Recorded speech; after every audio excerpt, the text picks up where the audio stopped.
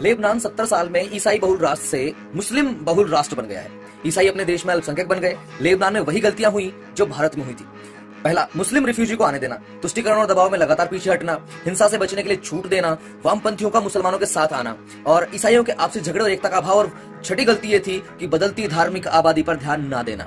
अब आबादी की धार्मिक संरचना बदलती है तो देश बदल जाता है। भारत के लोगों को इस बात को हल्के में नहीं लेना चाहिए। लेबनान पहले ईसाई बहुल देश हुआ करता था, ये 100 साल पुरानी बात भी नहीं है। अब 1932 की जनगणना में ईसाई 53% थे। तब वहां की राजधानी बैरूत पेरिस की बराबरी का सुंदर और आधुनिक शहर माना जाता था।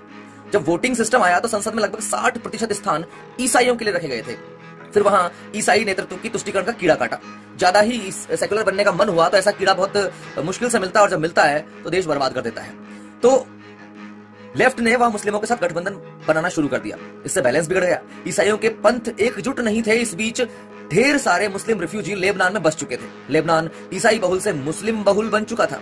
वहां हिंसा भड़क गई। 16 साल गृहयुद्ध चला। कभी बहुसंख्यक रहे ईसाई पीछे हट गए।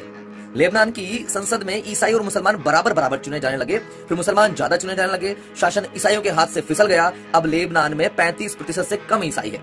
तेजी से विकसित हो रहे राष्ट्र में अब वहां तबाही ही तबाही है। तो अब देख लीजिए कि क्या इतना भाईचारा निभाने के बाद क्या स्थिति हुई लेबनान की, ये समझने वाली बात है। बाकी आप समझदार है कि भारत में भी यही चल रहा है, भाईचारा भाईचारा भाईचारा। और ये भाईचारा 58 देश निकल चुका है। 58वां देश लेबनान बन चुका है, पूरी तरह से मुस्लिम राष्ट्र। आपकी समझने की बात है। बाकी मेरा तो कहना है, जय हिंद जय भारत।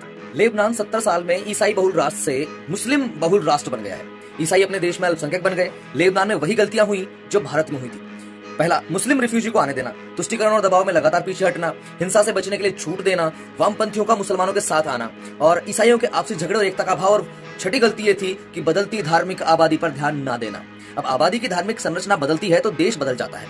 भारत के लोगों को इस बात को हल्के में नहीं लेना चाहिए। लेबनान पहले ईसाई बहुल देश हुआ करता था, ये 100 साल पुरानी बात भी नहीं है। अब 1932 की जनगणना में ईसाई 53% थे।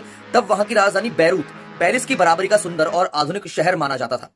जब वोटिंग सिस्टम आया तो संसद में लगभग 60% स्थान ईसाइयों के लिए रखे गए थे। फिर वहां ईसाई नेतृत्व की तुष्टीकरण का कीड़ा काटा। ज्यादा ही सेकुलर बनने का मन हुआ तो ऐसा कीड़ा बहुत मुश्किल से मिलता है और जब मिलता है तो देश बर्बाद कर देता है।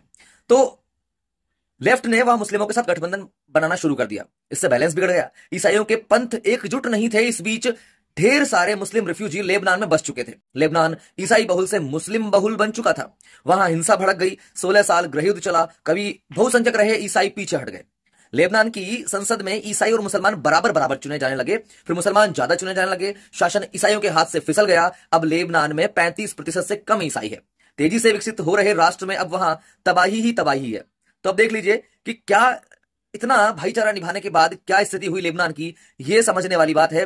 बाकी आप समझदार है कि भारत में भी यही चल रहा है, भाईचारा भाईचारा भाईचारा। और ये भाईचारा 58 देश निकल चुका है। 58वां देश लेबनान बन चुका है, पूरी तरह से मुस्लिम राष्ट्र।